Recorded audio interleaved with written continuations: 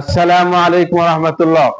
আল্লাহ রাব্বুল আলামিন হযরত ইব্রাহিম আলাইহিস সালাতু ওয়াস সালাম সন্তান ইসমাঈল আলাইহিস সালাতু ওয়াস সালামের মাধ্যমে পবিত্র কাবা ঘর নির্মাণ করিয়েছেন।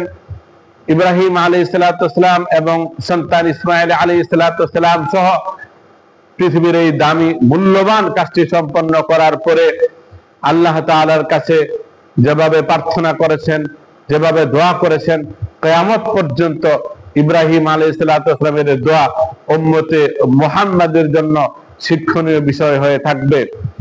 হযরত ইব্রাহিম আলাইহিস সালাতু ওয়াস সালাম কাবা ঘর নির্মাণ করার পরে দোয়া করলেন, রব্বানা তাকাব্বাল মিন্না ইন্নাকা আনতাস সামিউল আলিম ওয়া তুব আলাইনা ইন্নাকা আনতাত তাওয়াবুর রহিম।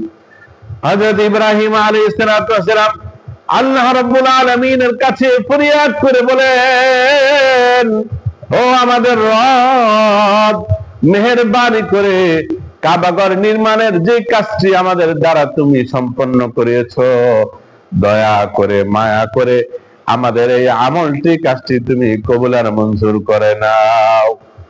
ইন্নাকা আনতাস সামিউল আলিম, নিশ্চয়ই তুমি শ্রবণকারী এবং সর্বজ্ঞ।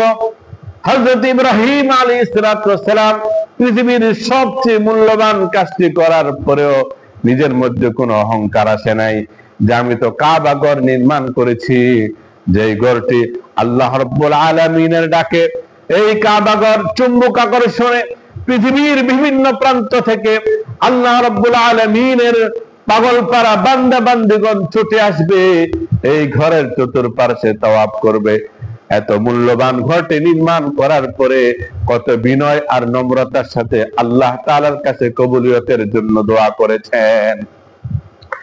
এই জন্য উম্মতে মুহাম্মাদের শিক্ষা হলো যে যত ভালো কাজ করুক না কেন অহংকার করার কোনো সুযোগ নেই, বরং প্রত্যেকটা ভালো কাজ আল্লাহ রাব্বুল আলামিনের অনুগ্রহ হয়ে থাকে, কারো বাহুবলে হয় না।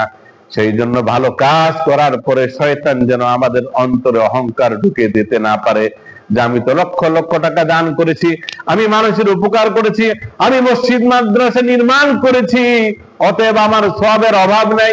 এরকম অহংকার শয়তান আপনার অন্তরের ভিতরে ঢুকে দিতে পারে।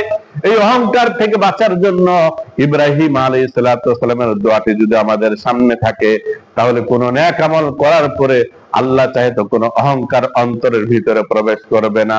আল্লাহ রাব্বুল আলামিন আমাদেরকে প্রত্যেকটা আমল করার পরে বিনয় এবং নম্রতার সাথে আল্লাহ তাআলার কাছে কবুলিয়তের জন্য প্রার্থনা করার তৌফিক দান করুন।